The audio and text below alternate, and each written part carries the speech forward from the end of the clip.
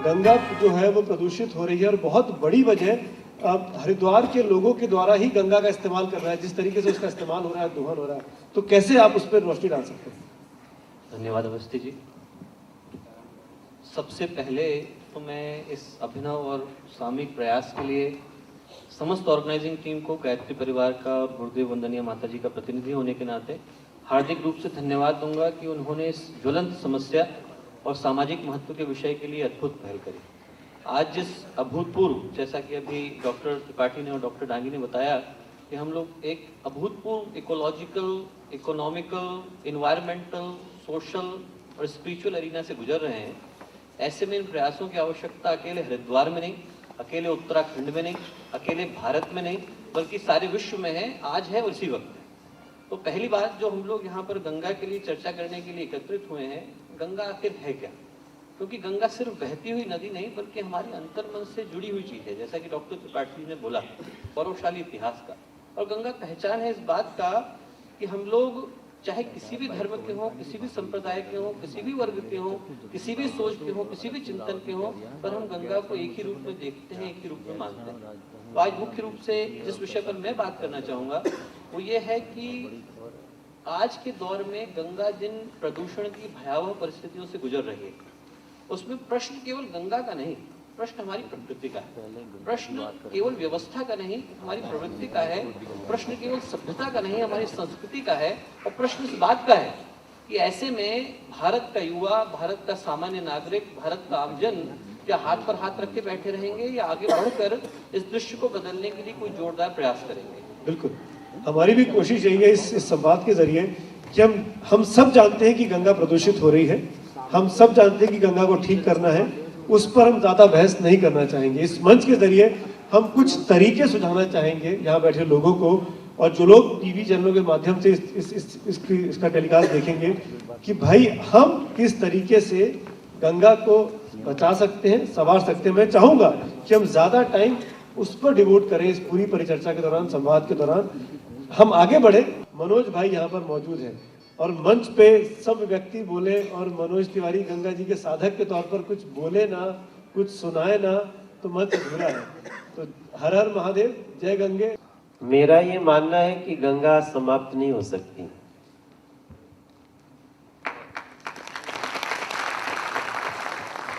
मुझे कुछ वैज्ञानिकों ने ऐसे जब तथ्य दिए कि अगले 17 साल में, 20 साल में, अभी एक चल रहा था यहाँ, मैं देखा एक जो आपने दिखाया, उसमें कहा गया कि ये गंगा समाप्त हो जाएगी। तो मैं उसको चैलेंज करता हूँ, गंगा समाप्त नहीं हो सकती है। मैं वो देखने के बाद डर गया थोड़ा सा, मैं बहुत इमोशनल भी हो गया। लेकिन मैं तब से यही सुन रहा हूँ, मैं सर को भी सुना, मैम को भी सुना, बाबू जी को सुना।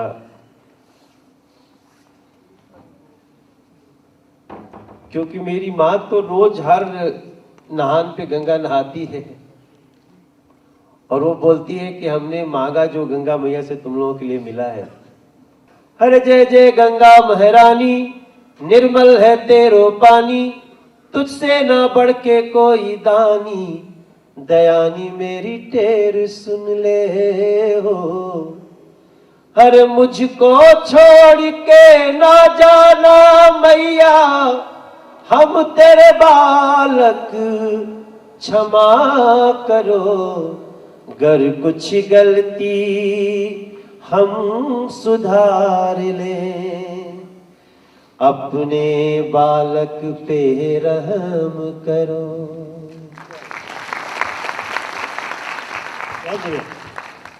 यही सकारात्मक सोच बहुत जरूरी है कि गंगा खत्म नहीं होगी, गंगा को बचा कर रखना है।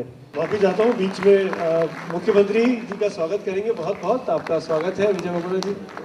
एक बार फिर से हम चाहेंगे जोरदार तालियां बजाएं। मुख्यमंत्री उत्तराखंड माननीय विजय बबोड़ा जी हमारे बीच में है। आपका बहुत बहुत शुक्रिया सर। मैं आपका परिचय करा दूं। हमारे साथ हरिद्वार की जनता है। सबसे ज्यादा अच्छी बात तो ये है, इन सबका हम शुक्रिया अदा कर रहे हैं। इन सबने वक्त निकाला, हमारे साथ जुड़े। बहुत बहुत धन्यवाद आप सबका। और मंच पर बैठे लोगों का परिचय मैं आपसे कराना चाहूँगा। हमारे साथ मेरे साथ है डॉक्टर रश्मि सांघी, आप आईआईटी कानपुर से हैं, आप गंगा पर काम कर रही हैं बहुत ज़्यादा, काफ़ी वक्त से। मेरे साथ है डॉक्टर वीडी त्रिपाठी, जो प्रधानमंत्री के साथ काम कर रहे हैं गंगा को लेकर। आप प्रोफेसर डॉक्टर चिन्मय पांड्या साहब है, प्रो वाइस चांसलर देव संस्कृत यूनिवर्सिटी के, आपका भी स्वागत है। मनोज तिवारी जी हैं, जाने माने गायक, सिंगर, आर्टिस्ट, शिव भक्त। और उसके बाद है ज्ञानी गांधीवादी जी, पुरुषोत्तम शर्मा जी, आप सब परिचित होंगे। सबसे पहले तो यहाँ उपस्थित लाइफ ओके के इस कार्यक्रम में सम्मानित मंच के साथियों और हमारे हरिद्वार के प्यारे भाइयों बहनों, आप सबको नववर्ष की बहुत बहुत शुभकामनाएं। नववर्ष आपके लिए मंगलमय हो। बहुत ही सम्मानित अमिता रावत जी, प्रणव जी, शर्मा जी, रश्मि जी, हमारे चैंपियन साहब प्रणव जी, त्रिपाठी जी, पांडे जी, झा जी, मीडिया के भाइयों, अगर आप लाइफ ओके का हिंदी करो तो क्या होगा? जिंदगी ठीक है। तो ये कार्यक्रम जिंदगी ठीक इसलिए कर रही कि हम लोग जिंदगी ठीक रहे, और इसको हम देवभूमि बोलते हैं उत्तराखंड को। ये वीर भूमि है, और जितनी प्राकृतिक सुंदरता, सुमित जी आपने जो उत्तराखंड देखा है, जितनी प्राकृतिक सुंदरता यहाँ जो यहाँ छटा है, मेरे ख्याल से हमें गर्व होना चाहिए। और एक नागरिक होने के नाते, एक सरकार होने के नाते, ये हमारा परम दायित्व है कि अपनी सुंदरता को बनाए रखें, बचाए रखें।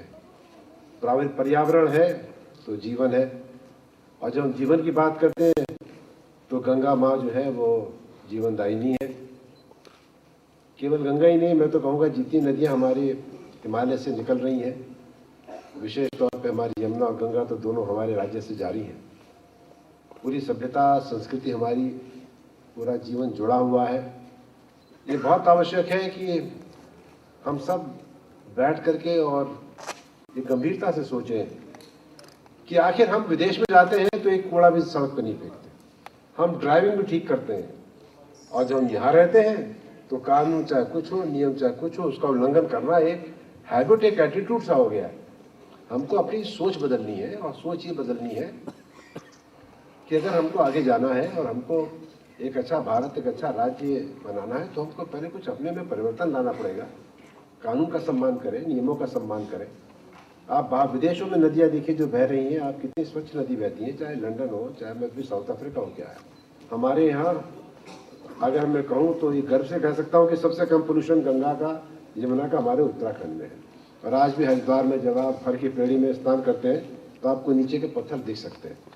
जो हमारी स्वर लाइन्स हैं, कुछ निश्चित तौर पे ऋषिकेश में, देवप्रयाग में कुछ एफ्लुएंट हमारा जा रहा है गंगा में, उसके लिए जो भी ट्रीटमेंट प्लांट लगे हैं उसमें हम तेजी ला रहे हैं।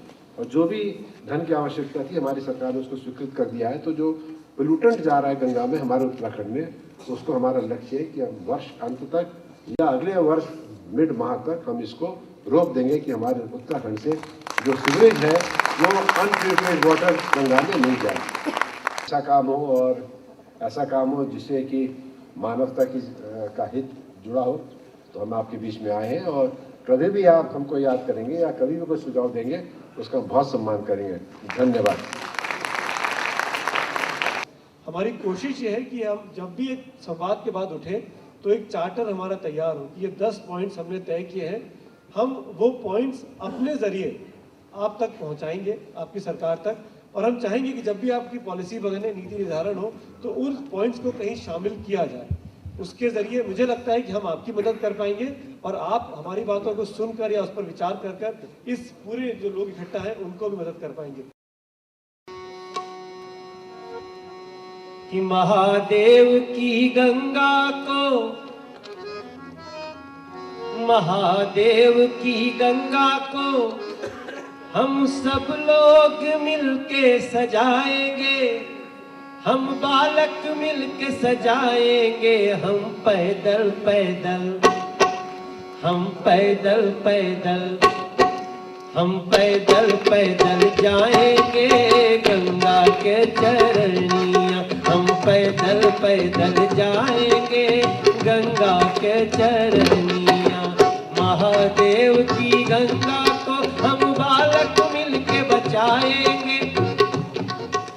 गलत गा दिए। हम बचाने की बात नहीं कर रहे हैं। हरे महादेव की गंगा को हम बालक मिलके सजाएंगे, हम पैदल पैदल जाएंगे गंगा के चरनिया, हम पैदल पैदल जाएंगे गंगा के चरनी। देवभूमि उत्तराखंड है, देवभूमि उत्तराखंड है, देव यहाँ पे बसते हैं। सारी दुनिया से आने को जन जन लोग तरसते हैं। क्या महत्व है इस धरती का हो, क्या महत्व है, क्या रहस्य है, ये ढूंढन तट पे जाएंगे हम पैदल पैदल, हम पैदल पैदल जाएंगे गंगा के चरनिया। हम खुद को ढूंढन आएंगे गंगा के चरनी। गंगा से अपना रिश्ता है, ये खुद से प्रश्न उठाएंगे। बस सरकार नहीं, खुद में भी थोड़ी ज्योत जलाएंगे। अरे सब कुछ ओके नहीं है, लेकिन लाइफ ओके बनाएंगे हम पैदल पैदल। क्योंकि सर ने भी पहली लाइन में बता दिया लाइफ ओके का मतलब क्या है। हम कहे ना कहे, हरिद्वार के लोगों ने कह दिया, जैसा कि अभी आदिवासी पुरुषोत्तम दास शर्मा जी ने कहा। ने बहुत अच्छे से इसको मैनेज किया and any day I am glad कि हम आपको लेकर आए। और अपने जितने पैनलिस्ट हैं उन सब का धन्यवाद। और होपफुली हम लंच पे और बातें करेंगे। बट मोस्ट ऑफ ऑल जो हमारे पत्रकार मित्र हैं, जो स्टूडेंट्स हैं और हरिद्वार के जो लोग आए हैं, उनको बहुत धन्यवाद करना चाहूँगा, क्योंकि लाइफ ओके की ये पहल सक्सेस नहीं हो पाएगी अगर आपका साथ ना हो। एक ज़रूरी बात मुझे कहनी थी, और वो आई थिंक सुमित आपने बहुत अच्छे से मैनेज किया। हमने शुरू में जब इस प्रोजेक्ट को स्टार्ट किया था तो हमने इसका नाम सोचा था महादेव गंगा अभियान, लेकिन बाद में हमने महोत्सव किया। और हम ये बात मैं लास्ट में कहना चाहता था, महोत्सव इसलिए किया क्योंकि हम आए हैं लाइफ ओके की तरफ से, सब लोगों को लेकर इसलिए आए हैं क्योंकि हम चाहते हैं कि हम सेलिब्रेट करें हरिद्वार के स्पिरिट को, हरिद्वार की गंगा को। And thank you very much. Thank you so much, thank you so much. Haridwar के मद्देनजर, हरिद्वार के अगर मैं लोकल शहर की बात करूं, यहाँ पर बहुत से लोगों से मिले हम बीती शाम को, पत्रकार भाइयों से। बहुत सी समस्याएं हैं, सीवर की है, पॉल्यूशन के तौर पर इंडस्ट्रियल वेस्ट आता है, माइनिंग एक बहुत बड़ा मुद्दा है। माइनिंग आपके हालांकि लीगलाइज है, लेकिन लीगलाइज माइनिंग के बावजूद भी इलीगल तौर पे जो माइनिंग हो जाती है, जिसके ज़रिए भी आप प्रदूषण पहुंचाते हैं गंगा को। कोई तरीका है हरिद्वार के लोगों को जागरूक करने का? हम लोग प्रयास कर सकते हैं कि हम ये सब चीज़ें ना करें, और वो सब चीज़ें क्या हो सकती हैं? धन्यवाद सुमित जी। मेरे हिसाब से 3 चीज़ों की आवश्यकता है।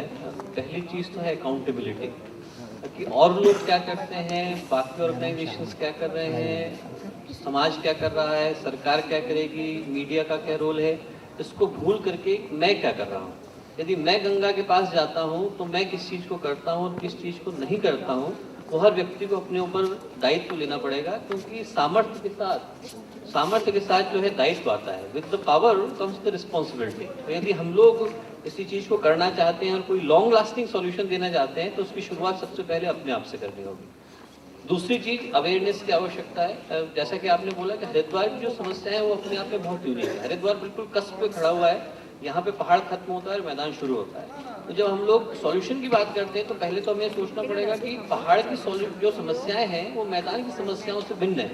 डॉक्टर त्रिपाठी इस बात को और अच्छे से बता पाएंगे, पर एक्चुअल में क्या हो रहा है कि पहाड़ में हम लोग पेड़ों को काटते हैं पर लगाते नहीं, और मैदान में क्या होता है कि पूरा का पूरा कचरा गंगा जी के अंदर चला जाता है। 75% of the pollution is coming from the human sewage. आप इस बात को इमेजिन करके देखिए कि 2.2 बिलियन लीटर पर डे का ह्यूमन सीवेज गंगा जी के अंदर जाता है, और सिर्फ हमारे पास कैपेसिटी 0.8 मिलियन को ट्रीट करने की है, ऑटोमेटिकली पोल्यूशन बढ़ेगा। दूसरी बात जो है वो ये है कि मैदान के अंदर जो समस्या है वो ये है कि एक सामान्य व्यक्ति को नहीं पता कि मेरे करने से क्या समस्या हो रही है। दूसरी बात, it is not a problem of the region alone. ऐसा नहीं है कि हरिद्वार या ये जो 43 शहर गंगा जी किनारे बसे हुए सिर्फ उसकी समस्या है। ये समस्या बेंगलोर में बैठे हुए व्यक्ति की भी है, और आंध्र प्रदेश में बैठे हुए व्यक्ति की भी है, और कोच्चि में बैठे हुए व्यक्ति की भी है। कल तक हम लोग ये सोचा करते थे कि साहब बाहर कहीं भूकंप आ गया तो उससे हमने क्या करना। जापान में भूकंप आया तो फिलीपींस में लोगों को रेडियो एक्टिविटी की प्रॉब्लम हुई। तो ऐसा नहीं है, जो चीज प्रॉब्लम हम लोग क्रिएट करते हैं उन्हीं से हम लोग सॉल्यूशन निकाल सकते हैं, और इसके लिए हम लोगों को मिलकर के कंसोलिडेटेड और एक साथ मिलकर के एफर्ट करने की आवश्यकता है। बिल्कुल मिलकर एफर्ट्स करने होंगे। हम चाहेंगे कि अगर आपके मन में जो ऑडियंस हमारे पास बैठी, मैं आऊँगा आपके पास, दी मैं मुझे एक सेकंड का वक्त दीजिए। एक छोटा सा प्रयास हम लोगों ने और किया है, एक ऑडियो विजुअल एक एबी बनाई है हम लोगों ने, जिसमें हमने आप जैसी जनता से पूछा है, उनसे जानना चाहा है कि आपके हिसाब से क्या सुझाव हो सकते हैं, क्या तरीके हो सकते हैं जिसके जरिए हम अपनी कोशिशों से गंगा को बचा सकते हैं।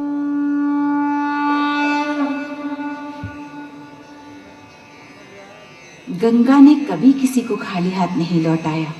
इस पावन नदी ने हमेशा हमारी जरूरतों को पूरा किया है। लेकिन आज गंगा को हमारी जरूरत है, आपकी जरूरत है। अगर आप चाहें तो इसे प्रदूषण से बचाने में अहम भूमिका अदा कर सकते हैं। गंगा जल अवकृणति पीता, एक बूंद भी जो पी लेता है, यम धर्मराज यम किंकर उनको कुछ नहीं बिगाड़ सकता। ऐसे महिमा मंडित गंगा को हम कितना प्रदूषित कर रहे हैं, केवल गंगोत्री नहीं, गोमुख पर गंदगी बढ़ी है। गंगा में जो सीधे मलजल जा रहा है उसकी मात्रा बढ़ी है, और उसी तरह से आप घाट की स्थिति देख सकते हैं। माने कोई भी गंगा की इस स्थिति की कल्पना नहीं करता होगा। गंगा जी हमारे शिव जी के जटा में है, शिव जी हमारे अविनाशी हैं, शिव हमारे कभी खत्म हो ही नहीं सकते। जब शिव खत्म नहीं हो सकते हैं तो गंगा कैसे खत्म होगी हमारी। लाइफ ओके गंगा महोत्सव इस पवित्र जीवन धारा को बचाने की दिशा में एक प्रयास है। देवों के देव महादेव ने कहा था कि अधिकार हमेशा उत्तरदायित्व के साथ आते हैं, और हम सब के लिए आज गंगा के प्रति अपनी इसी जिम्मेदारी को निभाने का वक्त है। अगर हर व्यक्ति अपने हिस्से की गंगा को साफ करने का प्रयास करे तो ये नदी एक दिन फिर से पहले की तरह स्वच्छ हो जाएगी। तो हम सब के ऊपर जिम्मेदारी है, हम सबको अपना अपना भागीदारी निभानी है। हम सबको मांगना आता है, हम सबको अधिकार लेना आता है, हम सब ये कहते हैं कि ये हमको चाहिए, ये हमको करना है। लेकिन जब अपना कर्तव्य निभाने की बात आती है तो ये मेरा काम थोड़ी है, बड़ा आदमी कर लेगा, सरकार करेगी, प्रशासन करेगा, हम दूसरों के ऊपर डाल देते हैं। और उसी चीज से बचने की जरूरत है आज की तारीख में। गंगा हमारे हिंदुस्तान में आस्था से जुड़ा प्रश्न है। गंगा वो सिर्फ नदी नहीं है, गंगा हमारी आस्था और विश्वास का प्रश्न है। इसलिए हमें हर हालत में गंगा को, ये भी बात आती है, इसी सवाल को ले जाता हूँ पंड्या साहब के पास, क्योंकि आप एजुकेशन से जुड़े हुए एजुकेशनिस्ट भी हैं। बहुत अच्छा सवाल उठाया गया है, हम कैसे युवाओं में, मैं ये बात तो बहुत अच्छी, संस्कार हम बच्चों में डाल सकते हैं तो दूसरी तीसरी चौथी में पढ़ रहे हैं, उनको आप सिखा सकते हैं कि पानी बचाना चाहिए, बिजली बचाना चाहिए, ज़रूरी है। लेकिन जो लोग अब कॉलेजेस में आ गए, जो छात्र हमारे साथ हैं, क्योंकि पूरा जो हमारा वर्ग यहाँ बैठा हुआ है वो मोस्टली ऐसा है जो अब नौकरी ढूंढने की कोशिश करने वाला है, वो अब अपनी ज़िंदगी शुरू करने वाला है। उनको वो कैसे कंट्रीब्यूट कर सकते हैं गंगा को लेकर, गंगा की सफाई के लिए? नहीं, बहुत अच्छा प्रश्न है। पहले तो मैं बोलना चाहूँगा कि प्रश्न ये था गोपाल का कि ऐसा कहीं मॉडल एग्जिस्ट कर रहा है क्या? तो उत्तर है कि ऑलरेडी एक सक्सेसफुल मॉडल हम लोगों के यहाँ पे एग्जिस्ट कर रहा है। जिस विश्वविद्यालय को हम लोग रिप्रेजेंट करते हैं वो देव संस्कृति विश्वविद्यालय है, और यहाँ पर जो एक अद्भुत चीज़ हुई वो ये कि हम लोगों ने कोई ट्यूशन फी हम बच्चों से नहीं लेते, इट इज एब्सोल्युटली फ्री। और जिस आधार पर हम लोग नहीं लेते वो ये है कि समाज उनकी एजुकेशन के लिए कंट्रीब्यूट करता है, society contributes for the education. तो हम लोगों की उनसे सिर्फ एक एक्सपेक्टेशन है कि हर विद्यार्थी, 15 फैकल्टी हम लोग अपने यहाँ चलाते हैं, 1200 के करीब स्टूडेंट हम लोग के यहाँ परमानेंटली रहते हैं, कि जब वो लोग डिग्री लें उससे पहले 3 महीने वो फ्री सोसाइटी के लिए काम करें। तो करीब 900 सेंटर्स में हम लोगों के विद्यार्थी जाकर समाज सेवा का काम करते हैं, और बिल्कुल 3 लेवल्स पर सिंपल कार्य हो रहा है। पहली बात तो ये, जैसा कि हम लोगों ने पहले उठाया, कि हर व्यक्ति को अकाउंटेबल होने की आवश्यकता है। जब तक मुझे ये नहीं लगेगा कि इस प्रॉब्लम से मैं अफेक्ट होता हूँ, तब तक मैं इसके लिए कुछ करने वाला नहीं हूँ। तो हर बच्चे को ये महसूस कराने की आवश्यकता है, हर विद्यार्थी को, हर युवा को, एक सामान्य नागरिक को ये आवश्यकता है कि वो जाकर के महसूस करें कि गंगा के पॉल्यूशन की जो बात हो रही है, जैसा कि मनोज जी ने बोला कि आदमी को डर लगता है, आदमी को ये महसूस होता है कि इससे हमारे जीवन पर, हमारे भविष्य पर कोई असर होने वाला है। तो पहली बात तो जाकर के गाँवों में, शहरों में, कस्बों में जाकर इस बात को महसूस करें और ये अनुभव करें कि इससे उन पर क्या असर पड़ रहा है। दूसरी बात, जो हम लोगों ने सक्सेसफुली प्रोजेक्ट लॉन्च करे, एक तो था वृक्षारोपण का, कि हर व्यक्ति अपने जन्मदिन पर एक वृक्ष लगाए। तरुपित्र और तरुमुत्र की परियोजना थी कि हर व्यक्ति एक जो है पेड़ को अपना मित्र बना ले या उसको अपना पुत्र बना ले और जीवन भर उसकी देखभाल करे। करीब 1 करोड़ के करीब वृक्ष हम लोग पूरे भारतवर्ष में लगा चुके हैं। उसमें पहाड़ियां हरे भरे करने का काम है, उसमें स्मृति उपवन का काम है। एक व्यक्ति एक पेड़ को गोद ले सकता है या एक गांव एक पूरे वन को अपने पास गोद ले सकता है। स्मृति उपवन बनाइए, स्मृति वाटिका बनाइए, स्मृति वन बनाइए। तीर्थों की शुद्धि का काम है और नदियों की शुद्धि का काम है, तो वो सारी सोसाइटी मिलकर के कर सकती है। तो ऐसा नहीं है कि ऐसा प्रोजेक्ट कहीं पर चलता नहीं। ये बात जरूर आवश्यक है कि हम लोग सब मिलकर के इस काम को करेंगे तो डेफिनेटली उस आउटकम को अचीव कर सकते हैं। लेकिन माफ करिएगा, बीच में टोक रहा हूँ। आजकल के दौर में पलायनवादी मानसिकता हो गई है। लोग बाग गाँव से, छोटे शहरों से बम्बई, दिल्ली, कलकत्ता जा रहे हैं, यूएस जा रहे हैं, चाइना जा रहे हैं, हिंदुस्तान में रुकना नहीं चाहते हैं। ऐसे में जब छात्र, युवा नौकरियों के लिए, अपने आगे की जिंदगी के लिए अपने मातृभूमि को छोड़कर आगे बढ़ जा रहे हैं, तो उनको मोटिवेशन फैक्टर क्या होगा? वो आपकी बात बिल्कुल ठीक है कि आप पढ़िए, हमारे यहाँ आपकी एजुकेशन फ्री है, जाने के पहले 3 महीने आप कम्युनिटी सर्विस करके जाइए। पर अगर मुझे ऑप्शन मिल गया, मेरा सिलेक्शन हो गया, मैं कहीं बाहर अच्छी नौकरी मिल गई, मैं चला गया, मैंने अपना दायित्व नहीं निभाया, तो कहीं ना कहीं वो काम अधूरा रह गया। ऐसे लोगों के लिए, ये तो आपकी सोसाइटी की बात होगी, ऐसे लोग जो कहीं कोई, इनका कोई कमिटमेंट नहीं है, उनके मन में हम कैसे कमिटमेंट पैदा कर सकते हैं? क्या वजह उनको दिखा सकते हैं कि आपको जाने के पहले, कॉलेज की एजुकेशन खत्म हो उसके पहले आपको काम करना है? कोई मॉडल बनाया जा सकता है, कोई एजुकेशन में बदलाव लाया जा सकता है? बिल्कुल लाया क्या जा सकता है। या मैंडेटरी करना या फाइन करना ही जरूरी है कि आपको डिग्री नहीं मिलेगी जब तक आप 3 महीने काम नहीं करते? क्या वो तरीका है? नहीं, लाया भी जा सकता है और लाया भी जाना चाहिए। मैं ये नहीं कहता कि देखिए सिर्फ हम लोग यदि किसी एजुकेशन मॉडल को इंस्टिल करते हैं, ऐसा नहीं कि हम बच्चों को एनवायरमेंटल साइंसेज हम लोग पहली कक्षा से पढ़ा रहे हैं, पीएचडी तक पढ़ा रहे हैं, उससे कोई लॉन्ग टर्म सॉल्यूशन आ पाएगा ऐसा जरूरी नहीं है, जब तक कि हम लोग महसूस करेंगे। एक गांव का व्यक्ति भी अपने यहाँ पे जो है देखभाल करता है, उसने कोई इन्वायरमेंटल साइंसेज की डिग्री नहीं ली, कोई पीएचडी नहीं ली, तब भी उसके अंदर एक दर्द है कि ये मिट्टी मेरी है, नदी मेरी है, गंगा मेरी है, इसकी देखभाल के लिए मुझे कुछ करना चाहिए। जैसा कि आपने बोला, त्रिपाठी जी के अंदर एक पैशन है, बहुत सारे इन्वायरमेंटलिस्ट होंगे उनके अंदर पैशन, जरूरी नहीं कि हर एक के अंदर पैशन होगा जो त्रिपाठी जी के अंदर है। तो पहली बात तो ये कि ऐसे मॉडल की आवश्यकता डेफिनेटली है। और जहाँ तक वो लाने का प्रश्न है कि कैसे हम लोग ला सकते हैं एक सामान्य व्यक्ति के अंदर, तो पहले तो अनुभव बनाने की आवश्यकता है कि इस प्रॉब्लम से उन पर क्या असर हो रहा है। जब तक अकाउंटेबिलिटी नहीं आएगी, जब तक ये मुझे महसूस नहीं होगा कि इस काम के लिए मैं इक्वली रिस्पॉन्सिबल हूँ, तब तक विशेषज्ञ जितना काम कर सकते हैं, मीडिया जितना काम कर सकती है, एजुकेशन सिस्टम जितना काम कर सकता है, यहाँ बैठे लोग जितना काम कर सकते हैं, बाहर बैठे लोग जितना काम कर सकते हैं, तो वो जो कंसोलिडेटेड एफर्ट आएगा उससे डेफिनेटली कोई सॉल्यूशन निकल। जागरूकता, अवेयरनेस की बहुत जरूरत है। मतलब इतनी देर से सब लोगों को बताया जा रहा है, लेकिन एक छोटी सी बात है, हम घर में जैसे पूजा वूजा करते हैं, जैसे धूप अगरबत्ती, मैंने बहुत सारे लोगों को देखा है कि अरे इसे फेंको नहीं इधर उधर, आएंगे फिर आएंगे, पुल में जाएंगे, गंगा जी में फेंक देंगे, ये गंगा जी में प्रवाहित हो गया, और वो जाता है किनारे लग जाता है। अपने सामने कितने लोगों को देखा है, मुझे बहुत दुख लगता है। मैं खुद एक बार मैं भी गई थी लेकर के, मतलब वो नवरात्रा वगैरह होता है, वो नारियल वगैरह का जो होता है लेके चली है, मैं खुद लेके गई, लेकिन इतनी गंदगी थी, मैं उसे दोबारा अपने घर वापस लेके आई और मैंने उसे बाहर आके अपने मतलब घर में उसे जलाया, इस तरह से किया। तो मतलब लोगों को इतना होना चाहिए कि हाँ, जो हम चाहे हम गंगा जी में जाके पवित्र करें, हम उल्टा उसे गंदा करते हैं, तो इसके उसमें कुछ होना चाहिए ना। आज के बाद क्या करोगे? मैं करती हूँ, अगर मतलब मैं अगर कोई कुछ वो कर रही हूँ तो मैं अपने घर में जैसे कुछ भी होता है, पूजा अगरबत्ती वगैरह तो घर में उसे जलाना, घर में उसे करना। मतलब मैंने कई लोग अपने कांवड़िए आते हैं, अपना कांवड़ और जल वल भरा अपना काम किया, बाकी जो वो होता है उनका चमचम सब सारा गंगा जी में इधर किया उधर किया, किसी को कोई मतलब नहीं होता है, जो करेंगे जो हरिद्वार में उनका काम है। बेटा ये उत्तर देना चाहूँगा। पहले तो आपने बहुत अच्छा प्रश्न पूछा, आपको बहुत बहुत धन्यवाद। दूसरी बात यह है कि समय के अनुसार प्रथा और परंपराओं को डेफिनेटली बदलना चाहिए। गुरुदेव कहा करते थे कि परंपराओं के स्थान में विवेक को महत्व देना चाहिए, और इस समय आ गया है कि हम लोग इस समय विवेक को महत्व दें, परंपराओं को महत्व न दें। कुछ चीज़ें जो आज से 1000 साल पहले प्रासंगिक थी आज नहीं है, कुछ चीज़ें थी जो हमारे पास 1000 साल पहले नहीं थी अब हैं। तो उसके आधार पर हमें अपने जीवन का, अपने मान्यताओं का निर्माण करना चाहिए। दूसरी बात जो आपने कही, ये बिल्कुल सही बात कही कि हर व्यक्ति को अपने ऊपर अकाउंटेबिलिटी लेनी चाहिए, हर व्यक्ति को अपने ऊपर जिम्मेवारी लेनी चाहिए कि ऐसे समय में हम क्या कर सकते हैं। ठीक है कचरा है, ठीक है गंदगी है, ठीक है प्रदूषण है, पर वो हम लोगों के जैसे लोगों के माध्यम से ही फैलता है। यदि हर व्यक्ति अपने ऊपर इतनी रिस्पॉन्सिबिलिटी ले ले, इतना दायित्व ले ले, इतना उत्तरदायित्व ले ले, तो आज ये जो संवाद का प्रोग्राम आप लोगों ने यहाँ पर अरेंज किया, इसका जो एक्चुअल मोटिव है, इसका जो एक्चुअल ऑब्जेक्टिव है, उसका जो एक्चुअल पर्पज है, वो एकम्प्लिश हो पाएगा और वही लक्ष्य और उद्देश्य हम लोग हासिल कर पाएंगे।